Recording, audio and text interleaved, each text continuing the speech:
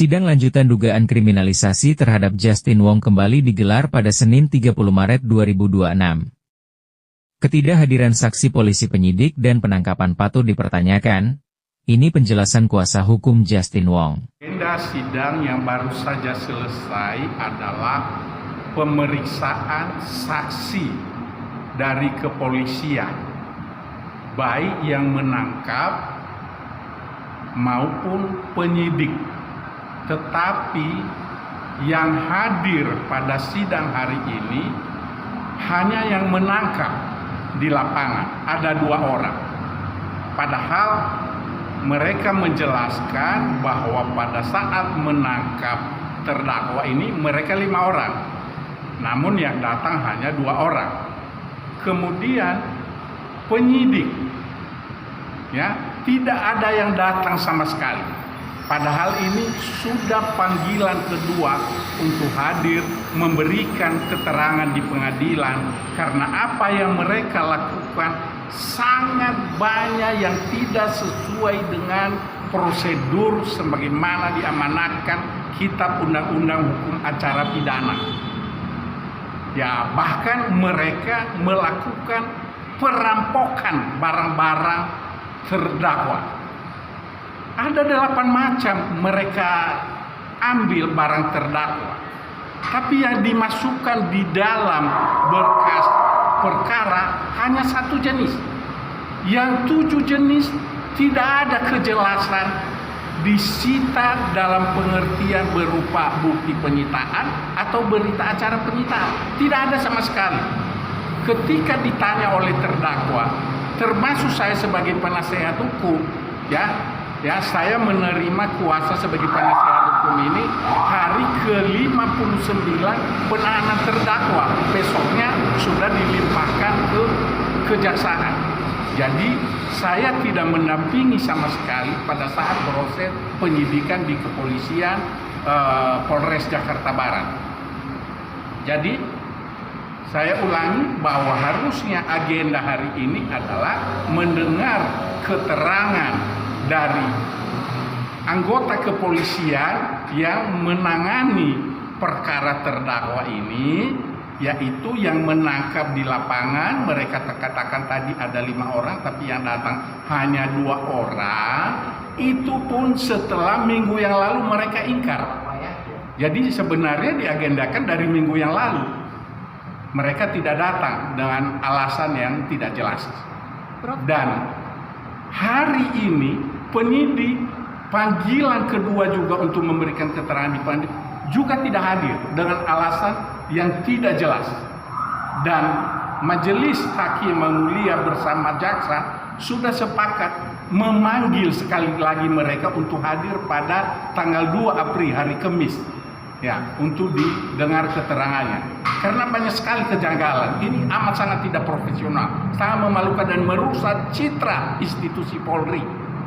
Ya, dan ini sudah kami laporkan di Propam dan juga sedang ditangani oleh Propam. Hanya disayangkan karena memang di institusi Polri ini penegak disiplin anggota Polri ada 3, ada inspektorat, ada reskrim dalam hal ini Wasidi pengawasan penyidikan, dan ada Propam dalam hal ini Paminal.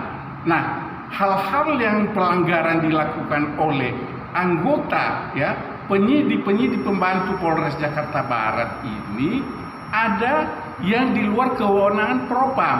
Misalnya mereka merampok barang tadi tanpa ada kejelasan bukti penyitaan atau cara penyitaan. Ketika ditagih oleh terdakwa dan juga saya, mereka mengatakan nanti dikembalikan setelah putusan pengadilan. Loh, apa hubungannya?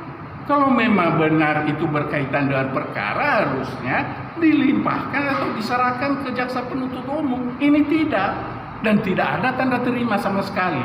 Jadi amat sangat mengecewakan dunia hukum Indonesia.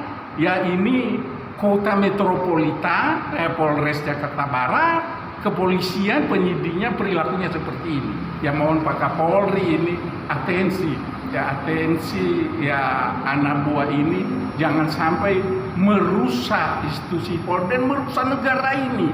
Ya, dengan merusak penegakan hukum yang merusak negara ini. perannya amat sangat bertentangan dengan fungsi kepolisian sebagaimana dia menatkan dalam Undang-Undang Nomor 2 tahun 2002 tentang Kepolisian Negara Republik Indonesia, apalagi dengan KUHP dan KUHA baru ini. Jelas sekali hal-hal yang menjadi tugas dan tanggung jawab sebagai pedoman kepolisian dalam melaksanakan tugas-tugasnya. Tapi itu semua diabaikan. Bukan kewenangan yang digunakan, tapi kesewenang-wenangan. Ya, ini sangat memprihatinkan. Izin, Prof. Ya. Terkait tadi kata hakim anggota bahwa barang bukti sepenuhnya menjadi kewenangan di pihak penyidik. Kalau tidak, tentu akan mencoreng nama institusi polisi. Bagaimana tanggapan Prof kalau seandainya barbuk itu tidak bisa dihadirkan di persidangan yang 7 tadi? Ya, semestinya konsekuensi hukumnya ada pada kode etik profesi Polri. Ya bisa juga, ya bagaimana fakta persidangan, tapi dengan perbuatan yang jelas terang benderang begini, yaitu dimungkinkan sampai pemecatan dengan tidak hormat, bisa turun pangkat dan lain sebagainya. Itu bergantung hasil pemeriksaan dalam fakta persidangan kode etik profesi Polri. Dan selain itu juga dia harus bertanggung jawab pada peradilan umum, karena ini dia melakukan tindak pidana umum. Namun kami belum membuat laporan. Ini sangat dimungkinkan karena harapan kami ya kasus ini supaya lebih cepat diketahui oleh masyarakat Republik Indonesia dan bahkan dunia, ya ini memalukan sekali. Kami akan berupaya bisa dilakukan rapat dengar pendapat umum di Komisi 3 DPR RI. Itu harapan kami.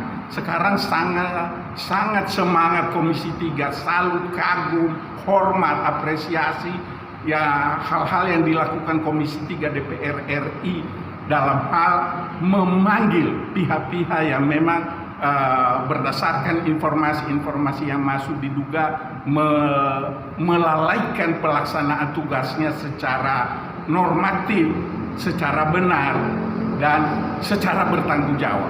Begitu. Di dalam persidangan tadi kita sama-sama mendengarkan bagaimana menurut pihak kuasa hukum keterangan yang berbeda dari saksi yang sangat signifikan lah begitu.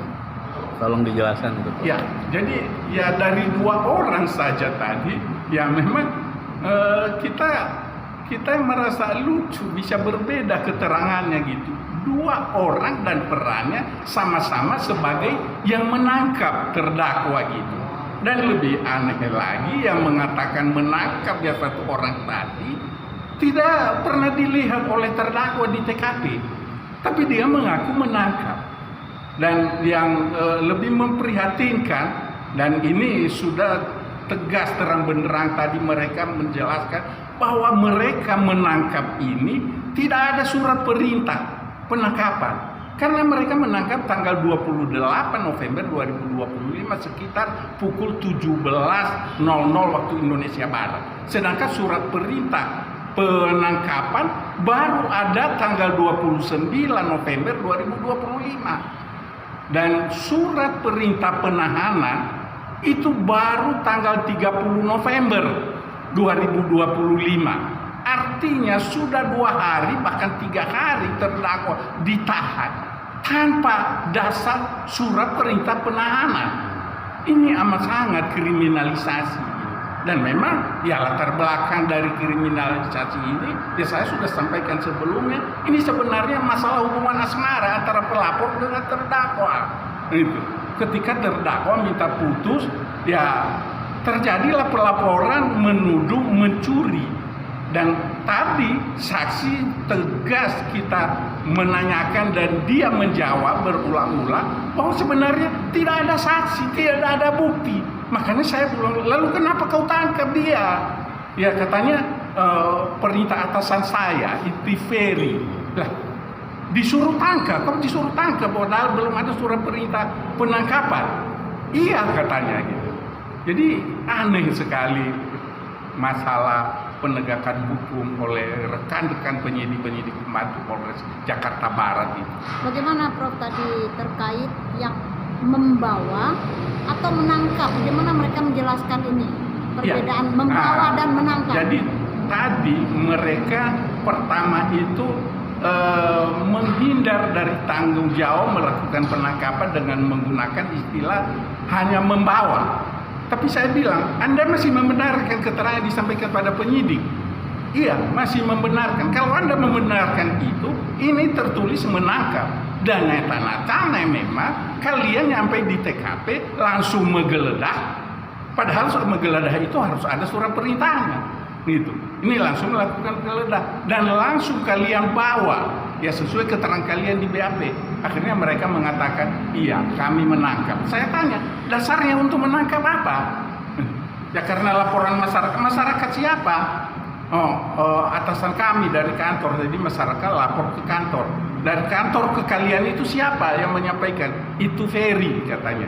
Nah apa perintah itu Ferry sebagai atasan kalian? Ya menyampaikan informasi bahwa ada dugaan pencurian. Kejadian dugaan pencurian kapan? Saya bilang tanggal 26 katanya. Ya, lah artinya jelas ya bukan tertangkap tangan. Lalu kenapa kalian melakukan penangkapan langsung gitu tanpa ada laporan polisi dulu, ada keterangan saksi-saksi dulu? Ya ini tidak ada. Jadi mereka memang membabi buta. Ya profesionalnya amat sangat tidak, ya saya tidak ada. Tadi saya sempat ya gregetan menyampaikan bahwa Anda tidak pantas jadi polisi, saya bilang gitu. Karena polisi itu punya pedoman melaksanakan tugas yang diamanatkan oleh undang-undang. Ada peraturan Kapolri, ada SOP. Ya, semua ini kalian tidak pedomani, saya bilang gitu. Satu, Prof. Ya. Terakhir ya, saya minta pernyataan Prof. Untuk nanti pada sidang lanjutan. Jadi pernyataan Prof dan harapannya Prof tolong diungkapkan. Ya, agenda pada tanggal 2 April hari Kamis nanti 3 hari mendatang adalah mendengar keterangan penyidik pembantu ini. Dipanggil untuk ketiga kali mereka. Yang mudah-mudahan datang. Kalau tidak datang, amat sangat memprihatinkan. Si pengadilan ini kan sidang ini adalah hal yang sangat mulia sampai-sampai majelis hakim itu dilekatkan dengan nama yang mulia gitu. Panggilan ketiga kali nanti tidak hadir, ada apa dengan rekan-rekan penyidik pembantu Polres Jakarta Barat ini tidak mengindahkan panggilan pengadilan sampai 3 kali kalau nanti tidak datang pada hari Kamis ini. Dan selain itu juga diagendakan akan pemeriksaan atau mendengar keterangan ahli pidana yang kami ajukan. Jadi agenda pada Kamis itu nanti ada 2, mendengar keterangan penyidik pembantu dan ahli hukum pidana yang kami ajukan. Dengan harapan ya semakin terang benderang permasalahan ini. Apa benar si terdakwa melakukan pencurian? Ya sementara barang bukti ada, saksi tidak ada, gitu kan? Ya kita tahu sekarang ini KUHP Undang-Undang Nomor 20 Tahun 2025 ada 8 alat bukti. Nah ini nyari semua tidak ada. Kalaupun ada keterangan saksi nggak ada harmonisasi. Apalagi menjelaskan bahwa melihat saat dilakukan pencurian itu atau ada faktor bukti pendukung ini tidak ada semua. Jadi harapan kita pada hari Kamis ini dengan kedatangan penyidik, ya harapan kita mereka bertanggung jawab atas perbuatan yang mereka lakukan, ya dipadukan dengan keterangan ahli nanti maka bisa menjadi terang benderang peristiwa ini dan menjadi dasar pertimbangan hakim untuk menjatuhkan putusan yang seadil-adilnya.